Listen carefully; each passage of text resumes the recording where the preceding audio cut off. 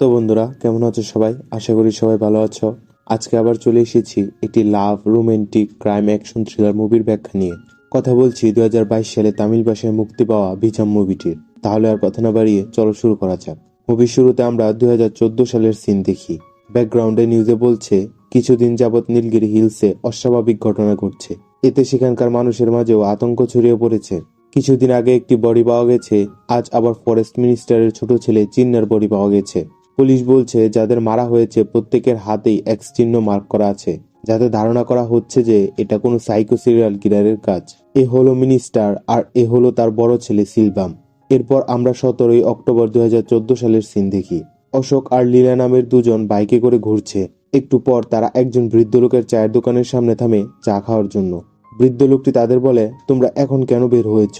গ্রামের অবস্থা ভালো না, সবাই ভয়ে আতঙ্কে রয়েছে। লিনা তার দিকে একটু আড়চোখে চেয়ে থাকে। একটু পর তারা যখন গল্প করছিল তখন অশোক বলে গৌরীর সাথে অনেক খারাপ কাজ হয়েছে।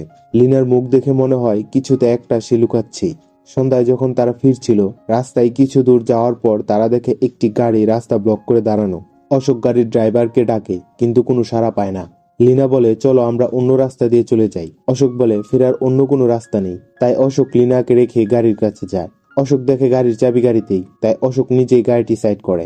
অশোক লুকিং গ্লাসে চেয়ে দেখে বাইকের কাছে লিনা নেই। অশোক গাড়ি থেকে নেমে সেখানে যায়, কিন্তু লিনাকে পায় না। সাথে লাইট দেখায় অশোক লিনাকে খুঁজতে থাকে। তখনই কে যেন অশোকের উপর হামলা করে। অশোক চিল্লাতে থাকলে লোকটি বলে, যদি বাঁচতে চাস তাহলে চুপ থাক। সাথে সাথেই অশোকের ঘুম ভেঙে যায়। আসলে অশোক এতক্ষণ স্বপ্ন দেখছিল, আর এতক্ষণ যা দেখেছেন ভালো করে তা মনে রাখবেন। সিন চলে আসে 5 বছর সামনে। অশোক একটি প্রাইভেট কোম্পানিতে চাকরি করে। অশোকের বাসায় আমরা তার দুলাভাই, তার এক বন্ধু কার্তিক ও তার বড় বোনকে দেখতে পাই। কার্তিক বলে, দিদি, আমার গার্লফ্রেন্ড দিব্যা ও তার এক ফ্রেন্ড প্রীতি এখানে আসবে একটা কাজের জন্য। আমি তাদের বলেছি তারা এখানেই থাকতে পারবে, প্লিজ তুমি না করো না। দিদি বলে, ঠিক আছে, এমনিতেও আমরা এ মাসে কাজের জন্য বাইরে থাকবো। এরপর অশোককে দেখা যায় বাসায় এসে হেডফোন লাগিয়ে অনেকগুলো মানুষের ভয়েস শুনছে। মনে হয় সে কারো ভয়েস খুঁজতেছে। সকালে বড় বোন অশোককে বলে, আজ বাবার এক বন্ধুর মেয়ের বিয়ের দাওয়াত আছে, তুই রেডি হয়ে থাকিস, আমরা বিকেলে বের হব। অশোক বলে, দিদি, আজ 17 অক্টোবর, আমি যেতে পারবো না। দিদি বলে, আর কত নিজেকে এক জায়গায় সীমিত রাখবি? এবার অন্তত লাইফে মুভ অন কর। অশোক রেগে গিয়ে বলে, ওই লোকের কথা সারাক্ষণ আমার মাথায় ঘুরে, আমি ঠিকমতো খেতেও ঘুমাতে পারি না। তাকে খুঁজে বের না করার আগ পর্যন্ত আমি থামবো না। এরপর অশোক নীলগিরি হিলসে যায়। সে হাতে ফুল নিয়ে একটি কবরের সামনে যায়। সেখানে লেখা ছিল Lina Joseph died on 17 October 2040। তার মানে 5 বছর আগে ওই দিন অশোক বেঁচে গিয়েছিল, কিন্তু লিনা মারা যায়। আর অশোক ওই লোকটির বয়সী গত 5 বছর ধরে খুঁজে যাচ্ছে। একটু পর সেখানে আরেকটি ছেলে আসে। এ হলো লিনার চাচাতো ভাই ফ্রান্সিস, এ পুলিশের ডিএসপি। ফ্রান্সিস অশোককে বাসায় যেতে বলে। অশোক জানতে চায় কেসের কোনো আপডেট আছে কিনা। ফ্রান্সিস বলে নেই, এখনো কোনো লিড পাওয়া যায়নি। দুদিন পর অশোক যখন বাসায় ফেরত এসে দরজায় নক করে, তখন এক মেয়ে দরজা খুলে প্রশ্ন করে, কাকে চাই? অশোক বলে, আপনি কে? মেয়েটি বলে, বাড়ির বাহিরে দাঁড়িয়ে থেকে আপনি আমাকে প্রশ্ন করছেন আমি কে? এটা কার্তিকের বাড়ি, আর আমি কার্তিকের জিএফ এর ফ্রেন্ড। অশোক কার্তিককে ডাকতে বলে। মেয়েটি বলে তারা বাইরে গেছে, আপনি এখন আসতে পারেন। এটা বলে মেয়েটি যখনই দরজা লাগাচ্ছিল, অশোক তাকে আটকে বলে, জুতার র্যাকের শেষ জুতোর ভিতরে একটি চাবি আছে, সেটা দিয়ে ডান পাশের রুমটা খুলে আলমারির ভিতর আমার আইডি ও ছবি সব পাবেন। মেয়েটি জুতার র্যাক থেকে রুমের চাবিটা নিয়ে আলমারি খুলে অশোকের ফটো আইডি দেখে তার নজর একটি অ্যালবামের উপর পড়ে। সেখানে মেয়েটি অশোক ও লিনার একসাথে অনেকগুলো ছবি দেখতে পায়। ততক্ষণে কার্তিক তার জিএফ কে নিয়ে চলে এসেছে। অশোক কার্তিকের উপর রেগে গিয়েছিল। তখন কার্তিক বলে, এ হলো আমার জিএফ দিব্যা, আর ও হলো এর ফ্রেন্ড প্রীতি। প্রীতি দিব্যাকে বলে, তুই না বলেছিলি এটা কার্তিকের বাড়ি? শুধু শুধু আমি ওনাকে বাইরে দাঁড় করিয়ে রেখেছি। দিব্যা বলে, এটা অশোকেরই বাড়ি, আর কার্তিক এখানে নিজের মতো করেই থাকে। এদিকে কার্তিক অশোককে বলে, এরা 10 দিন এখানেই থাকবে, আমি দিদির কাছ থেকে পারমিশন নিয়ে ফেলেছি, প্লিজ তুই আর কিছু বলিস না। কার্তিকের অনুরোধে অশোক রাজি হয়ে যায়। ভিতরে ঢোকার সময় প্রীতি অশোককে সরি বলে। রাতে কার্তিকরা বসে ক্যারাম খেলছিল। প্রীতি অশোককে ডেকে বলে তাদের সাথে জয়েন করতে। অশোক রাজি হয় না। কার্তিক বলে, আমরা একটু পর মুভি দেখতে যাব, তুই কি আমাদের সাথে যাবি? অশোক বলে, না, আমার একটু কাজ আছে। এরপর অশোক একজন ডিটেকটিভের কাছে আসে। ডিটেকটিভ অশোককে বলে, কেসে কোনো অগ্রগতি নেই, আমিও কেসে কোনো লিড পাচ্ছি না, তাহলে প্রতি মাসে কিভাবে আমি তোমার কাছ থেকে টাকা নিই বলো? অশোক বলে, ঠিক আছে, তাহলে আপনি আমাকে কেসের ব্যাপারে সবকিছু ডিটেলসে বলুন। ডিটেকটিভ বলে, 2014 সালের অক্টোবর মাসে নীলগিরি হিলসে একজন সিরিয়াল কিলারের আবির্ভাব ঘটে। Victim number 1 Gauri. 8 অক্টোবর তাকে রেপ করে মেরে ফেলা হয়। ভিকটিম নাম্বার 2, 11ই অক্টোবর ফরেস্ট মিনিস্টারের ছোট ছেলে চিন্না। এদের মধ্যে কমন ছিল যে প্রতিবারই ভারী রড ব্যবহার করা হয়েছে এবং ধারালো কিছু দিয়ে তাদের হাতে এক্স চিহ্ন মার্ক করা হয়েছে। ভিকটিম নাম্বার 3, 17ই অক্টোবর অশোক এবং লিনা। অশোক বেঁচে যায় কিন্তু লিনা মারা যায়। অশোকের বয়ান ছিল যে সেখানে সে দুজনকে দেখতে পেয়েছিল, কিন্তু অফিসার ফ্রান্সিস যে তাকে বাঁচিয়েছে সে শুধু একজনকে সেখানে দেখেছিল এবং তাকে সে ধরতে পারেনি। ভিকটিম নাম্বার 4, 21শে অক্টোবর 45 বছর বয়সী এক আনআইডেন্টিফাইড বডি বাজারে পাওয়া যায়, যার মুখ নষ্ট করে ফেলা হয়েছিল। তাই পুলিশ এখনো ওই কেসের কোনো লিড পায়নি। এটুকু ইনফরমেশনই আমি কালেক্ট করতে পেরেছি। এরপর অশোক কার্তিকদের পিক করতে আসে। প্রীতি মোবাইলে কথা বলতে বলতে রোড পার হচ্ছিল, তখন একটি বাইক তার সামনে দিয়ে যায়। অল্পের জন্য প্রীতি বেঁচে যায়। ছেলেগুলো বাইক থামিয়ে প্রীতিকে বকতে থাকে। এইসব দেখে অশোক রেগে যায়। অশোককে গাড়ি থেকে নামতে দেখে ছেলেগুলো বাইক নিয়ে সেখান থেকে চলে যাওয়ার চেষ্টা করে। এরপর অশোক গাড়ি করে ছেলেগুলোর পিছা করতে থাকে। অবশেষে অশোক ছেলেগুলোকে ধরেও ফেলে। একজন বলে, ভাই আমাদের কোনো দোষ নেই, উনিই হুট করে রোডে এসে গেছিলেন। অশোক বলে, তাহলে পালাচ্ছিলি কেন? ছেলেটি বলে, আপনি রেগে গিয়েছিলেন তো, আর আমরা কোনো ঝামেলা চাইনি। এদিকে প্রীতি কার্তিককে বলে, দোষটা আমারই ছিল, তুমি গিয়ে অশোককে থামাও। কার্তিক বলে, আরে ও তোমার জন্য এসব করছে না, চুপ করে দেখতে থাকো। অশোক ছেলেটিকে বলে, আমি যা বলবো তুই তা আমার সাথে রিপিট করবি। বল, যদি বাঁচতে চাস তাহলে চুপ থাক। ছেলেটিও বলে। অশোক আবার বলতে বললে ছেলেটি আবারও বলে, কিন্তু ওই ভয়েসটির সাথে না মেলায় অশোক তাকে ছেড়ে দেয়। এরপর আমরা পরের দিন সকালের সিন দেখি। কার্তিক দিব্যাকে ছেড়ে অফিসে যেতে চাইছিল না। এমন বৃষ্টি স্নাত রোমান্টিক দিনে কেই বা অফিসে যেতে চাইবে। প্রীতি কার্তিককে ডেকে অশোকের অতীতের ব্যাপারে জানতে চায়। এরপর প্রীতি ল্যাপটপে লিনার কেসের ব্যাপারে ঘাটাঘাটি করে।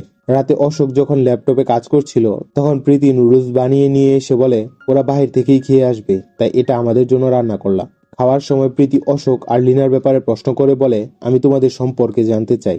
অশোক একটু রেগে বলে, তুমি তো লেখক তাই না, এটা নিয়েও গল্প লিখবে? অন্তত গল্পে তুমি খুনিকে ধরার কথা লেখো। প্রীতি বলে, আমি তোমাদের সম্পর্কে জানতে চেয়েছিলাম, লিনার মার্ডারের ব্যাপারে নয়। তোমার সমস্যা এখানেই, তুমি নেগেটিভিটি থেকে বেরিয়ে হতে চাইছো না। প্রীতি চলে গেলে অশোক বুঝতে পারে সে একটু বেশি রিয়েক্ট করে ফেলেছে। এরপর অশোক প্রীতির কাছে গিয়ে অতীতের কথা বলতে থাকে। অশোক বলে, আমি 3 বছর বয়সে মাকে হারাই। বাবা ছিলেন একজন স্কুলের টিচার, আর বড় বোনই আমার দেখাশোনা করেছে। বড় বোন কখনোই মায়ের অসম্পূর্ণতা ফিল করতে দেয়নি। এরপর দিদি যখন স্কুল শেষ করে কলেজের জন্য কোয়েম্বাতুরে চলে আসে, জীবনে প্রথম আমি একা হয়ে যাই। ঘুরতে আসা পরিবারদের দেখে আমি আমার পরিবারকে মিস করতাম, যতক্ষণ না পর্যন্ত লিনার সাথে আমার পরিচয় হয়। লিনা আর আমার মাঝে একটাই মিল ছিল, আমরা একই বয়সে মাকে হারিয়েছি। লিনার মা মারা যাওয়ার পর তার বাবা তাকে দাদার কাছে রেখে বিদেশে চলে যায়। লিনার দাদাই কোলে পিঠে করে তাকে বড় করতে থাকে। ছোট্ট লিনা অনেকদিন বাবার জন্য অপেক্ষা করেছিল। লিনাও বুঝতে পারে যে অশোকও তার মতোই একা, তাই তাদের মধ্যে বন্ধুত্ব হয়ে যায়। দেখতে দেখতে তারা বড় হয়ে যায়। অশোক আর লিনা সবসময় একই সাথে থাকতো। একদিন লিনার দাদা তাদেরকে একসাথে দেখে ফেলে। দাদা ভাবে অবশেষে তার নাতনির খেয়াল রাখার জন্য ভালো একটি ছেলেকে পাওয়া গেছে। এরপর লিনার দাদা মারা যায়। দাদার মৃত্যুতে লিনা আরো একা হয়ে যায়। তখন অশোক এসে লিনার পাশে দাঁড়ায়। এরপর থেকে অশোক লিনাকে সবসময় কাছে রাখতে শুরু করে। দুজন একসাথে সবসময় হাসি খুশিই থাকতো। অশোক কখনোই লিনাকে চোখের আড়াল করতো না। অশোকের বোনেরও লিনাকে অনেক পছন্দ হয়। এভাবেই তাদের জীবন কাটতে থাকে। একদিন অশোক খেয়াল করে লিনার বাড়ির বাহিরে পুলিশের গাড়ি দাঁড়িয়ে আছে। অশোক লিনাকে নিয়ে বাইরে এসে প্রশ্ন করে, কি হয়েছে স্যার? অফিসার কিছু না বলে চুপ করে থাকে। লিনা তার দিকে কিছুক্ষণ তাকিয়ে বলে, আরে ফ্রান্সিস, এতদিন পর এখানে? এ হলো ফ্রান্সিস, লিনার চাচাতো ভাই। লিনা তার সাথে কথা বলে এবং ফ্রান্সিসকে হাক করে। এটা দেখে অশোকের একটু জ্বলে। ফ্রান্সিস চলে গেলে অশোক বলে, এ কে? লিনা বলে, এ হলো আমার চাচাতো ভাই। আসলে তার চাচা অন্য ধর্মের মেয়েকে বিয়ে করায় তার দাদা তার চাচাকে বের করে দিয়েছিল। লিনা বুঝতে পারে অশোক জেলাস ফিল করছে, তাই লিনা অশোককে অভয় দেয় যে সে শুধু অশোকেরই। এরপর থেকে ফ্রান্সিসও তাদের সাথে সময় কাটাতে শুরু করে। হঠাৎ একদিন লিনার বাসায় বিদেশ থেকে তার বাবা ফেরত আসে। লিনা অশোককে বলে তার বাবাকে বলতে সে যেন এখান থেকে চলে যায়। লিনার বাবা তাকে ছেড়ে চলে যাওয়ার জন্য সরি বলে। তখন লিনা বলে, একটি সরি কি সব ঠিক করে দিতে পারবে?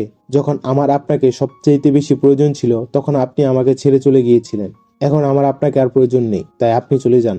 লিনারা যখন চলে যাচ্ছিল তখন তার বাবা বলে, আমি আর বেশি দিন বাঁচবো না, আমার ক্যান্সার হয়েছে, তাই শেষ সময়টা আমি তোমার সাথে কাটাতে চাই। এটা শুনে লিনা ইমোশনাল হয়ে যায় এবং তার বাবাকে মাফ করে দেয়। এরপর একজন মেয়ের কর্তব্য লিনা পালন করতে থাকে। সে তার বাবার দেখাশোনা করতে থাকে। একদিন লিনার বাবা অশোককে বলে চিকিৎসার জন্য লিনা তাকে বিদেশে নিয়ে যেতে চায়। অশোকের হাত ধরে লিনার বাবা বলে, তুমি আমার মেয়েটার খেয়াল রেখো। অশোকও তাকে অভয় দেয়। পরের দিন বাবা মেয়ে বাইরে যাওয়ার উদ্দেশ্যে বেরিয়ে পড়ে। এই প্রথম লিনা অশোককে ছেড়ে কোথাও যাচ্ছিল। অশোক লিনাকে যেতে দিতে চাইছিল না, তবুও তার কিছু করার ছিল না। লিনা তাকে একটি জাদুকি জাপ্পি দিয়ে চলে যায়। সিন বর্তমানে চলে আসে। অশোক প্রীতিকে বলে, লিনা চলে যাওয়ার পর আমি আমার জব নিয়ে ব্যস্ত হয়ে পড়ি। এভাবে প্রায় 5 মাস কেটে যায় লিনাকে ছাড়া। আমি যেদিন বাসায় ফিরবো সেদিন আমাকে সারপ্রাইজ দেওয়ার জন্য লিনা খুব সকালেই বাড়িতে ফিরে। বাড়িতে ঢুকতেই লিনা দেখে দরজা খোলা। লিনা ডাকে, গৌরী, দরজা খোলা কেন? নামটা মনে আছে? যে লিনার বাসায় কাজ করত এবং লিনার সাথেই থাকতো। ভিতরে ঢুকে লিনা পানি খেতে খেতে দেখে মেঝেতে রক্তের দাগ।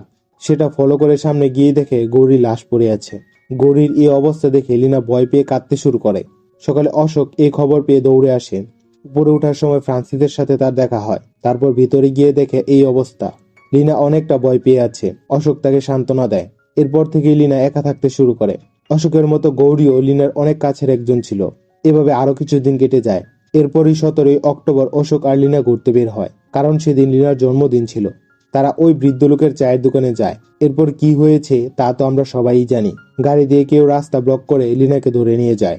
কিন্তু অশোককে যে ধরতে আসে তার সাথে অশোকের হাতাহাতি হয়। লোকটি অশোককে ফেলে পালিয়ে যায়। অশোক মুখের কাপড় সরিয়ে দেখে আশেপাশে কেউ নেই। তারপর জঙ্গলের ভিতর ঢুকে অশোক লিনাকে ডাকতে থাকে। আমরা দেখি একজন লিনার মুখ চেপে ধরে রেখেছে। এরপরই সে লিনাকে মারতে থাকে। লোকটি যখনই ছুরি দিয়ে লিনার হাতে এক চিহ্ন মার্ক করতে যাবে তখনই অশোক সেখানে চলে আসে। অশোক তাকে ধরে মারতে থাকে। তখন আরেকজন এসে রড দিয়ে অশোকের মাথায় আঘাত করে। এরপর ওরা দুজন তাদেরকে মারতে থাকে। এদিকে অফিসার ফ্রান্সিস যখন সেই রাস্তা দিয়ে যাচ্ছিল তখনই সে অশোকের বাইকটি দেখতে পায়। আশেপাশে দেখে সে যখন কোনো সাড়া পায় না, এরপর পুলিশের গাড়ির সাইরেন চালু করে দেয়। সাইরেনের আওয়াজ শুনে কিলার দুজন ভয় পেয়ে যায়। অশোককে রড দিয়ে মাথায় আরো কয়েকবার আঘাত করে। তারপর লিনাকে মারতে থাকে। ধীরে ধীরে অশোক বেহুশ হয়ে যায়। এরপর ফ্রান্সিস এসে অশোককে বাঁচায়। সিন চলে আসে বর্তমানে। এমন নির্মম ঘটনা শুনে প্রীতি অশোককে সান্ত্বনা দেওয়ার চেষ্টা করে। পরের দিন প্রীতি অশোককে ফোন করে ডিনারের জন্য ইনভাইট করে। অশোকও তাতে রাজি হয়ে যায়। তাই সন্ধ্যায় প্রীতি শাড়ি টাড়ি পরে সেজে গুজে রেডি হয়ে অশোকের সাথে বের হয়ে ডিনার করতে যায়। এরপর থেকে তারা একসাথে সময় কাটাতে শুরু করে। এরপর দিদি ফেরত আসলে প্রীতি তাদের সাথেও মিশে যায়। দিদি খেয়াল করে যে প্রায় 5 বছর পর অশোক অনেকটাই হাসি খুশি থাকছে। দিদি এতে অনেক খুশি হয়। এভাবে কিছুদিন যাওয়ার পর একদিন অশোক প্রীতির রুমে গিয়ে দেখে প্রীতি সেখানে নেই। তারপর বারান্দায় গিয়ে দেখে বৃষ্টির মাঝে প্রীতি সেখানে বসে আছে। অশোক বলে, কি হয়েছে, তুমি ঠিক আছো? প্রীতি অশোককে বলে, তোমার জীবনে কেউই কি লিনার জায়গা নিতে পারবে না? এভাবে প্রীতি অশোককে প্রপোজ করে ফেলে। অশোক কিছু না বললে প্রীতি বলে, এখনো তোমার সারা জীবন পড়ে রয়েছে, এখন তোমার মুভ অন করা উচিত। অশোকের কাছ থেকে কোনো উত্তর না পেয়ে প্রীতি সেখান থেকে চলে যায়। এভাবে কেটে যায় আরো কিছুদিন। একদিন প্রীতি অশোককে আবার তার প্রপোজ সম্পর্কে বলে। অশোক বলে, আমি কিছুই ভাবতে পারছি না, আমাকে আরেকটু সময় দাও। প্রীতি মন খারাপ করে সেখান থেকে চলে যায়। এরপর অশোক কোনো কাজে নীলগিরিতে গিয়েছিল। সে যখন একটি চায়ের দোকানে চা খাচ্ছিল তখনই সেখানে একটি ছেলে আসে চা সিগারেট নেওয়ার জন্য। ছেলেটি সিগারেট ধরিয়ে অশোকের দিকে আর চোখে তাকায়। অশোক ফিরে তার দিকে তাকিয়ে যখন কাছে আসে ছেলেটি একটু ঘাবড়ে যায় এবং তাড়াহুড়ো করে সেখান থেকে চলে যায়। তাড়াহুড়ায় সিগারেটের প্যাকেটটি পড়ে যায়। অশোক সেটা তুলে ছেলেটিকে ডাকতে থাকে, কিন্তু ছেলেটি তার ডাক না শুনে জোরে হাঁটতে থাকে। তখন দোকানদার বলে, ছেলেটি শুনতেও পারে না আবার কিছু বলতেও পারে না, আমাকে দিন, আমি লোক দিয়ে পাঠিয়ে দেব। এ আর এর ভাই ঝর্ণার পাশেই থাকে। সেখান থেকে চলে এসে অশোকের পুরনো কিছু কথা মনে পড়ে। ফ্রান্সিস যখন তাকে বাঁচিয়েছিল তখন অশোক বয়ান দিয়েছিল যে সেখানে দুজন ছিল।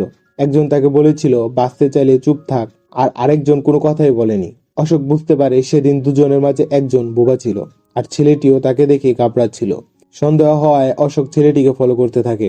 ছেলেটিকে ফলো করতে করতে অশোক ছেলেটির বাড়িতে চলে আসে। বাড়ির ভেতরে ঢুকে দেখে সেখানে কেউই নেই, সব রুম ফাঁকা। তখনই বোবা ছেলেটি পিছন থেকে অশোকের উপর হামলা করে। এরপর তাদের মাঝে হাতাহাতি হয়। অশোক বোবা ছেলেটিকে মারতে থাকে। তখনই ছেলেটির ভাই এসে বোতল দিয়ে অশোকের মাথায় আঘাত করে। তারপর বলে, তোকে ওই দিন ছেড়ে দিয়ে আমরা ভুল করেছি, হারামজাদা, আজ আমাদেরই ধরতে এসেছিস, আজ আর তোকে ছাড়ছি না। একথা শুনে অশোক হাসতে থাকে আর বলে, গত 5 বছর যাবৎ আমি এই বয়সটাকেই খুঁজতেছিলাম, অবশেষে আজ পেয়েই গেলাম। আজ আমার হাত থেকে তোকে কে বাঁচাবে? এরপরই অশোক দুই ভাইয়ের সাথে ফাইট করে তাদের মারতে থাকে। মেরে বড় ভাইয়ের হাত মুখ কাপড় দিয়ে বেঁধে রাখে। এরপর তার সামনেই অশোক বোবা ছেলেটিকে মেরে ফেলে। ছোট ভাইয়ের মৃত্যুতে অন্যজন ভয় পেয়ে যায়। এখন থেকে এই কাহিনীতে টুইস্ট আসতে চলেছে। অশোক তার মুখের বাঁধন খুলে দিলে সে বলে, ভাই, আমরা তোর গার্লফ্রেন্ডকে মারিনি, আমরা সাইকো সিরিয়াল কিলার নই। অশোক বলে, আমি নিজের চোখে তোদেরকে মারতে দেখেছি। ছেলেটি বলে, পরে সেখানে কাশি নামের অন্য আরেকজন আসে, সেই আমাদেরকে কন্ট্রাক্ট দিয়েছিল লিনাকে মারার। অশোক প্রশ্ন করে, এই কাশিটা আবার কে? এখানে আসে আরেকটি টুইস্ট। ছেলেটি বলে, তোমাদের ঘটনার পর বাজারে যে লাশ পাওয়া গিয়েছিল সেটাই কাশি ছিল। অশোক এটা বিশ্বাস করে না, কারণ পুলিশ এ সম্পর্কে কিছুই জানে না। ছেলেটি বলে, শুধু পুলিশ কেন, কেউই এদের সম্পর্কে জানে না, এরা রেকর্ডের বাইরে থেকে কাজ করে। অশোক বলে, তুই বললেই আমি বিশ্বাস করে নেব? ছেলেটি আরো বলে, কাশি আমাদের 5 লক্ষ টাকা দিয়েছিল লিনাকে মারার জন্য। একদিন কাশি আমাদের কাছে এসে আমাদের সাথে ডিল করে। পরে আমরা লিনার উপর নজর রাখতে শুরু করি কখন সে বাড়ি থেকে বের হবে। এরপরে ওই দিন তোমার সাথে লিনা বের হয়। যখন শেষের দিকে লিনাকে আমি মারতে যাব তখনই কাশি এসে আমাদেরকে পাঠিয়ে দেয় এবং কাশি নিজেই লিনাকে মেরে ফেলে। কিন্তু কাশির তো এমন ক্ষমতা নেই যে সে 5 লক্ষ টাকা দিবে, তার মানে তার পিছনেও কেউ রয়েছে। এবার অশোকের তার কথায় একটু বিশ্বাস হয়, তবুও অশোক তাকে ছাড়তে চাইছিল না। ছেলেটি বলে, ভাই আমি বলে দিচ্ছি কাশি কোথায় থাকতো। এরপর অশোক প্রশ্ন করে, কাশি দেখতে কেমন ছিল? ছেলেটি সেটাও বলে দেয়। অশোক একে ছেড়ে দিয়ে বাইরে চলে আসে, কিন্তু কিছু একটা ভেবে আবার ভেতরে ঢুকে। পরের সিনে আমরা দেখি অশোক কাশির খোঁজে বেরিয়ে গেছে। ছেলেটির দেওয়া ঠিকানায় গিয়ে অশোক কাশির খোঁজ করতে থাকে, কিন্তু কেউই কাশিকে চিনতে পারে না।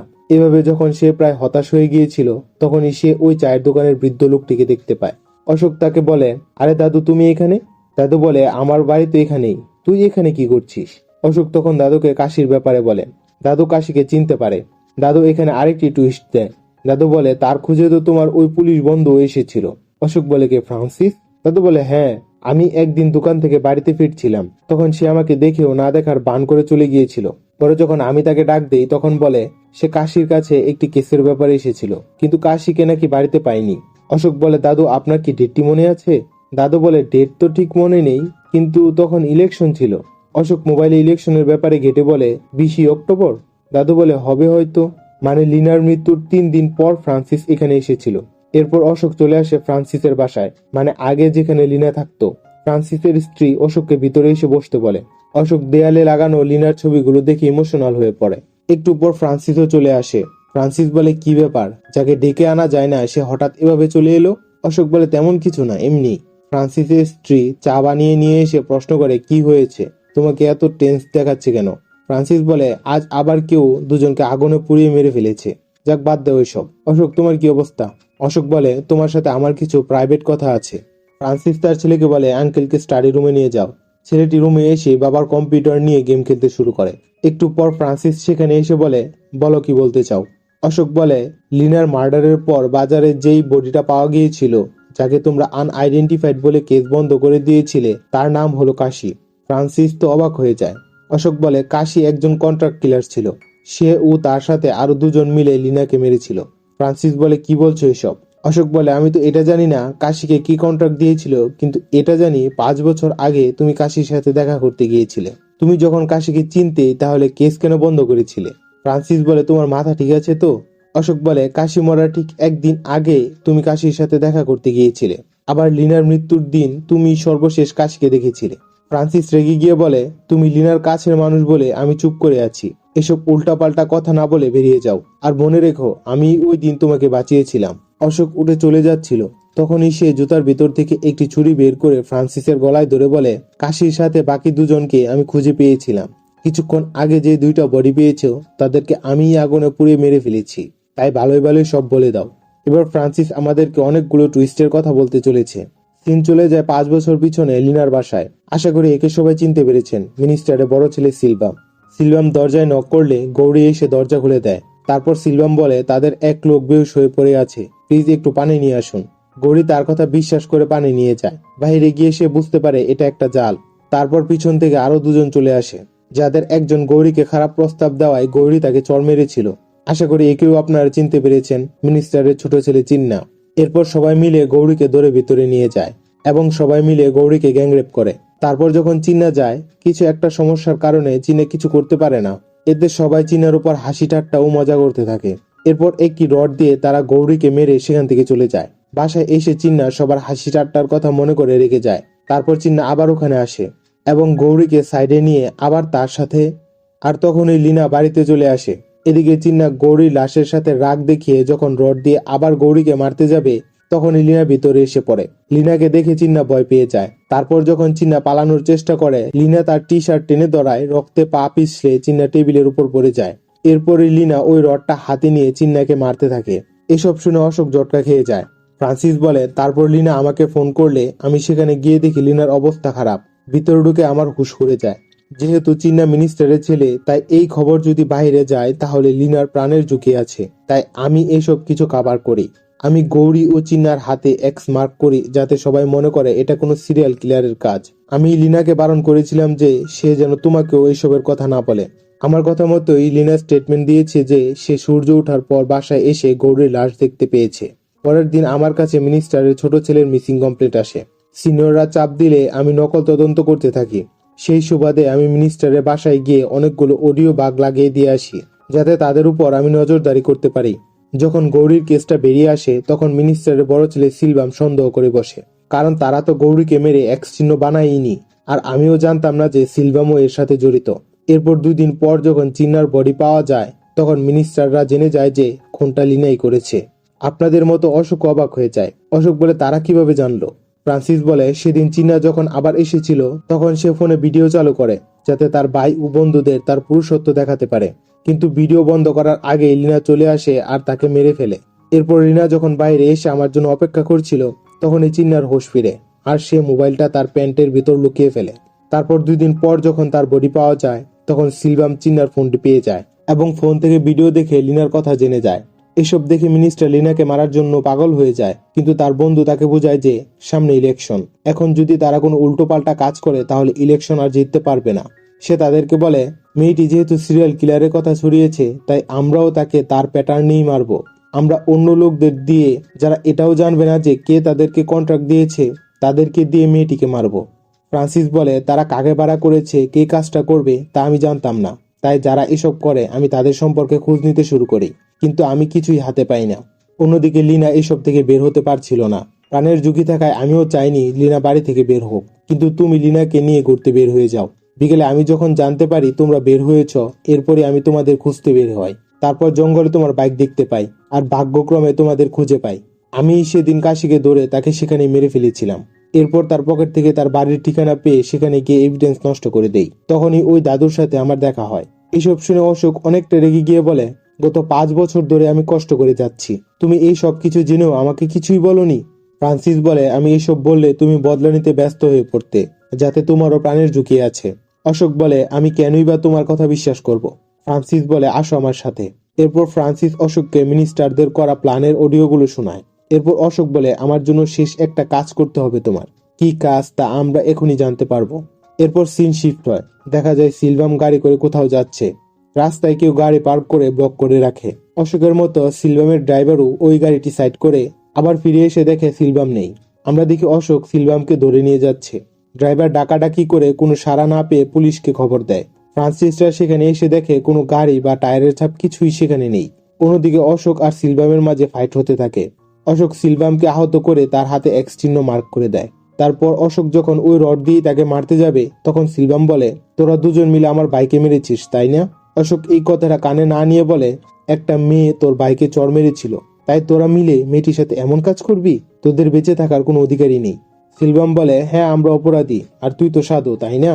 আমার বাইকে তোরা দুজন মিলে মেরেছিস, আমি তোর বয়স শুনেছিলাম। এবার অশোক থেমে গিয়ে বলে কি বলছিস তুই, কিসের বয়স শুনেছিস? কাহিনীতে আরেকটি টুইস্ট আসে। সেই রাতে চিন্না আমাকে ফোন করেছিল। চিন্না বলছিল ভাই আমাকে বাঁচাও। আমি মনে করেছিলাম সে হয়তো নেশা এমন করছে। তখনই আমি একজনের বয়স শুনতে পাই যাকে চিন্না ভয় পেয়েছিল। এরপর অশোক আর কোনো কথা না বলে সিলভামকে মেরে ফেলে। অন্যদিকে ফ্রান্সিস সিলভামের ব্যাপারে জিজ্ঞাসাবাদের নামে মিনিস্টারের সকল কর্মচারীকে একসাথে জড়ো করে, আর সেই ফাঁকে অশোক মিনিস্টারের ঘরে ঢুকে তাকেও মেরে ফেলে। এরপর ফ্রান্সিসের গাড়ি করেই অশোক সেখান থেকে বের হয়, আর অশোক ফ্রান্সিসকে এই কাজটাই করতে বলেছিল।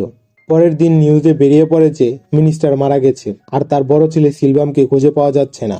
নিউজ দেখে ফ্রান্সিস বউ বাচ্চাকে নিয়ে কোথাও যাওয়ার জন্য রওনা দেয়। আমরা দেখি অশোক সেখানে লুকিয়ে রয়েছে। এবার আসবে কাহিনীতে অনেক বড় একটি টুইস্ট। অশোক বাড়ির ভিতরে ঢুকে ফ্রান্সিসের কম্পিউটার চেক করে। পাসওয়ার্ড ওই দিন সে দেখেছিল। তারপর ফাইল ওপেন করে দেখে সেখানে একটি হাইড ভিডিও রয়েছে। সেটা প্লে করে দেখে লিনার ওই দিনের চিন্নাকে মারার video. Ashok video date check করে দেখে ভিডিওটি সেদিনই কম্পিউটারে সেভ করা হয়েছে যেদিন চিন্না মারা গিয়েছিল। অশোক ভাবতে থাকে ফ্রান্সিস তো জানতোই না যে চিন্না মোবাইলে ভিডিও করেছে, তাহলে তার কাছে ওই দিন ভিডিওটা আসলো কোথা থেকে? আর সিলভামই বা কার ভয়েস শুনেছে? অশোক যখন এসব ভাবতে থাকে তখনই ফ্রান্সিস পিছন থেকে অশোককে আঘাত করে। অশোক বলে আমরা তোমাকে আমাদের কাছের মনে করেছিলাম, আর তুমি আমাদের সাথে এমন করেছো। ফ্রান্সিস অশোককে গান পয়েন্ট করে বলে তোমাকে আর বাঁচিয়ে রাখা যাবে না। অশোক উঠে তার হাত ধরে ফেলে। এরপর তাদের মাঝে ফাইট হতে থাকে। শেষে অশোক ফ্রান্সিসের গলা চেপে ধরে। তাকে যখন একদম মেরেই ফেলবে তখনই ফ্রান্সিসের ফোন বেজে ওঠে। অশোক তাকে ছেড়ে দিয়ে তার ফোন চেক করে যে কে তাকে ফোন দিয়েছে। ফোন বের করে অশোক যা দেখে তাতে সে আকাশ থেকে পড়ে। অশোকের চোখ বড় বড় হয়ে যায়, কারণ লিনা ফোন করেছে। অশোক নিজের চোখকে বিশ্বাস করতে পারছিল না। এরপর লিনার ভয়েস শোনার জন্য অশোক ফোনটা রিসিভ করে। লিনার ভয়েস শুনে অশোক নিজেকে মানাতেই পারছে না। সেদিনের কথা মনে করতেই অশোকের হাত থেকে মোবাইলটা পড়ে যায়। অশোক চিৎকার করে ওঠে। অশোক ফ্রান্সিসকে ধরে প্রশ্ন করে, বল লিনা কোথায় আছে। অনেক জোরাজুরির পর ফ্রান্সিস বলে, দাদা মরে যাওয়ার পর আমি যখন এখানে আসি দেখি তুমি আর লিনা এই বাড়ি দখল করে রেখেছ। লিনা যখন দাদার কাছে রাজকুমারীর মতো বড় হচ্ছিল, অন্যদিকে আমার ফ্যামিলির অবস্থা তেমন একটা ভালো ছিল না। আমার বাবা বারবার দাদার কাছে এলেও বারবার দাদা অপমান করে বাবাকে তাড়িয়ে দিত। আমি তোমাদের সাথে মিশে ভাবতে থাকি কিভাবে বাড়িটা আমার নামে করব, কিন্তু কোনো উপায়ই আমার মাথায় আসছিল না। তখনই আমার কাছে ওই দিনের সুযোগটা চলে আসে। আমি ভিতরে ঢুকে দেখি চিন্না তার ভাইয়ের সাথে কথা বলছে। তারপর আমি নিজ হাতে চিন্নাকে মেরে ফেলি। তারপর ভিডিওটি দেখে বুঝতে পারি আমার কি করতে হবে, এবং চিন্নার মোবাইলটা তার প্যান্টের ভিতর রেখে দিই, যাতে মিনিস্টার ভিডিও দেখে লিনাকে মেরে ফেলে। আমি ভিডিওটির একটি কপি নিজের কাছেও রেখে দিই, যাতে প্ল্যান ফেল করলে ভবিষ্যতে ব্ল্যাকমেইল করতে পারি। আমার সকল প্ল্যানে পানি পড়ে যখন আমি গৌরী তদন্ত করতে গিয়ে জানতে পারি বড় লিখে গেছে যদি লিনার কিছু হয়ে যায় তাহলে সকল সম্পত্তি একটি চার্জ পেয়ে যাবে। তার মানে লিনা মারা গেলে আমি কিছুই পাবো না। তাই আমি লিনাকে চোখে চোখে রেখেছিলাম যাতে সে বাইরের বাইরে না যায়। এরপর লিনার বাবা দেশে ফিরলে আমি তাকে সবকিছু জানাই। ভিডিওটি দেখিয়ে আমি তাকে ব্ল্যাকমেইল করে বলি যদি লিনাকে বাঁচাতে চায় তাহলে দুইটি কাজ করতে হবে। এই বাড়িটা আমার নামে লিখে দিতে হবে, আর লিনাকে তোমার কাছ থেকে দূরে সরিয়ে নিতে হবে। মেয়েকে বাঁচানোর জন্য লিনার বাবা আমার কথায় রাজি হয়ে যায়। ফ্রান্সিস বলে, সবকিছু ঠিকঠাকই চলছিল, কিন্তু তুমি লিনাকে নিয়ে বাড়ির বাইরে বের হলে। আমি জানতাম মিনিস্টারের লোকেরা তোমাদের ছাড়বে না, তাই আমি তোমাদের খুঁজতে বের হই। কাশি লিনাকে প্রায় মেরেই ফেলেছিল, কিন্তু আমি গিয়ে বাঁচিয়ে নেই। এখানেই আমি একটা ভুল করে বসি, আমি তোমাকেও বাঁচাই। লিনাকে তার বাবার মাধ্যমে বিশ্বাস করাই যে তুমি মারা গেছো। লিনা প্রথমে বিশ্বাস করতে চায়নি, কিন্তু তার বাবা তাকে ইমোশনালি ব্ল্যাকমেইল করে পরের দিনই দেশের বাইরে পাঠিয়ে দেয়। আমি লিনার কাপড় নিয়ে মর্গ থেকে লিনার মতো দেখতে একটি বডি নিয়ে সেখানে ফেলে রাখি, আর ওই বডির মুখ নষ্ট করে ফেলি। লিনার বাবাকে আগেই বলেছিলাম যাতে উনি বডিটা লিনার বলে স্বীকার করে নেন, আর তোমাকে বিশ্বাস করানোর জন্য তোমার বড় বোনকেও সাথে নিয়ে যায়। লিনার বাবার স্বীকার করায় তোমার বড় বোনও মেনে নেয় যে ওটা লিনা ছিল। এর কয়েকদিন পর তোমার হুঁশ ফিরে। অশোক তাড়াহুড়া করে মোবাইল নিয়ে লিনাকে ফোন করতে যায়। তখনই ফ্রান্সিস অশোককে আরেকটি ঝটকা দেয়। ফ্রান্সিস বলে, ফোন করো না, লিনার বিয়ে হয়ে গেছে এবং তার একটি বাচ্চাও আছে। আজ 5 বছর পর সে দেশে ফিরেছে, পরিবার নিয়ে সে গোয়ায় আছে। আমাকে দেখা করতে যাওয়ার জন্য বারবার ফোন করছে। এখন যদি সে জানতে পারে তুমি বেঁচে আছো তাহলে ভেবে দেখো তার কি অবস্থা হবে। অশোক রাগে ক্ষোভে চিৎকার করতে থাকে। ফ্রান্সিস বলে, তোমার পুরো জীবন পড়ে রয়েছে, এখন তুমি এইসব বলে গিয়ে নতুন করে জীবন শুরু করো। আর তুমি যাদের যাদের মেরেছ এসব আমি হ্যান্ডেল করে নিব, তোমার উপর কোনো দোষী আসবে না। এরপর আমরা গোয়ার সিন দেখি। অশোক বসে আছে আর তার সামনে এক লোক বাচ্চা কোলে দাঁড়িয়ে আছে। অশোক দূর থেকে বাইনোকুলারটা চোখে লাগায় আর আমরা লিনাকে দেখতে পাই। অশোক দেখে লিনা বাচ্চা পরিবার নিয়ে বেশ খুশিতেই আছে। মনে কষ্ট পেলেও অশোক নিজেকে কন্ট্রোল করে। লিনা একটু এদিকে তাকাতে তারও মনে হয় সে খুব পরিচিত কাউকে ফিল করছে। অশোক লিনাকে খুশিতে থাকতে দেখে সেখান থেকে চলে যায়। লিনাও তার পরিবারের কাছে চলে যায়। এদিকে মিডিয়া পুলিশকে ধরে প্রশ্ন করে, 5 বছর আগের সিরিয়াল কিলার কি আবার ফেরত এসেছে? ফ্রান্সিস বলে, এসব কোনো সিরিয়াল কিলারেরই কাজ, আমরা শীঘ্রই তাকে ধরে ফেলবো। অন্যদিকে অশোক কোনোভাবে লিনার ভাবনা ছাড়তে পারছিল না। প্রীতি আজ চলে যাচ্ছে। শেষবারের মতো প্রীতি অশোককে বলে এসব ছেড়ে দিতে, তাকে নিয়ে নয়তো অন্য কাউকে নিয়ে নতুন করে জীবন শুরু করতে। অশোক বলে, আমি সব ছেড়ে দিয়েছি, আর কোনো রিভেঞ্জ টিভেঞ্জ নিব না। এখন আমি তোমাকে সাথে নিয়ে নতুন করে আমার জীবন শুরু করতে চাই। এসব বলে অশোক প্রীতিকে জড়িয়ে ধরে। এরপর আমরা 1 মাস পরের সিন দেখি। ফ্রান্সিস জগিং করে গাড়ির কাছে এসে পানি খাচ্ছিল। আমরা দেখি মুখোশ পরে কেউ তার পিছনে এসে দাঁড়ায়। ফ্রান্সিস কিছু বুঝে ওঠার আগেই লোকটি তাকে মেরে ফেলে। এরপর আমরা দেখি লোকটি ফ্রান্সিসের হাতেও এক্স মার্ক করে রেখেছে, আর এই লোকটি অন্য কেউ নয়, এ অশোক। অশোক হাত ধুতে ধুতে তার মনে হয় সে রক্ত পরিষ্কার করছে। সে যতই হাত ধুয়ে যাচ্ছে ততই রক্ত বের হচ্ছে। এটা দেখে অশোক ঘাবড়ে যায়। একটু পর বুঝতে পারে এটা শুধুমাত্র তার ভ্রম।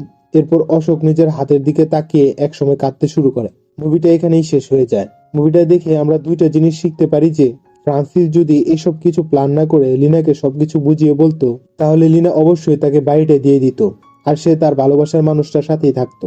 অন্যদিকে বদলা না নিয়েও অনেক কিছু ভালো করা যায়। ফ্রান্সিস অশোককে বাঁচিয়েছিল, এমনকি লিনাকেও ভালোই রেখেছে। তবুও অশোক ফ্রান্সিসকে মেরে ফেলে। শেষে অশোক নিজের ভুলটা বুঝতে পারে, কিন্তু ততক্ষণে অনেক দেরি হয়ে গিয়েছিল। তো বন্ধুরা, ভিডিওটি কেমন লেগেছে তা একটি কমেন্ট করে জানাবে। যদি ভিডিওটি পছন্দ করে থাকো একটি লাইক দিয়ে যাবে। আর অবশ্যই চ্যানেলটি সাবস্ক্রাইব করে পাশে থাকবে। ধন্যবাদ।